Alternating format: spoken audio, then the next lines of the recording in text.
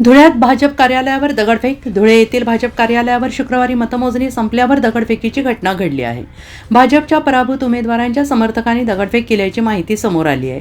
धुळे शहरात चाळीसगाव रोड चौफुली परिसरात असलेल्या भाजप कार्यालयावर दगडफेक झाली.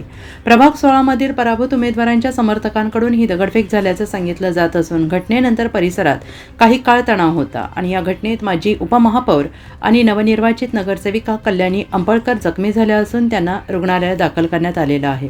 त्यांची प्रकृती स्थिर असल्याचं समजत आहे.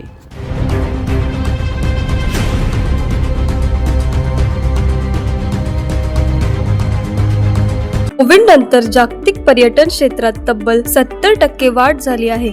या वाढीमुळे हॉटेल मॅनेजमेंट आणि हॉस्पिटॅलिटी इंडस्ट्रीमध्ये मोठ्या प्रमाणावर करिअरच्या नव्या संधी निर्माण झाल्या आहेत आणि जर तुम्ही या क्षेत्रात आज पाऊल टाकले तर तुमचं भविष्य नक्कीच उज्ज्वल आहे. हीच संधी आहे AH इन्स्टिट्यूट सोबत. नाशिकमधील एक विख्यात एअरलाईन आणि हॉटेल मॅनेजमेंट इन्स्टिट्यूट इथे उपलब्ध आहेत. विविध courses, hotel management, tourism, bakery and confectionery आणि इंटरनॅशनल डिप्लोमाज, ज्यामुळे मिळतात ग्लोबल करिअरच्या संधी.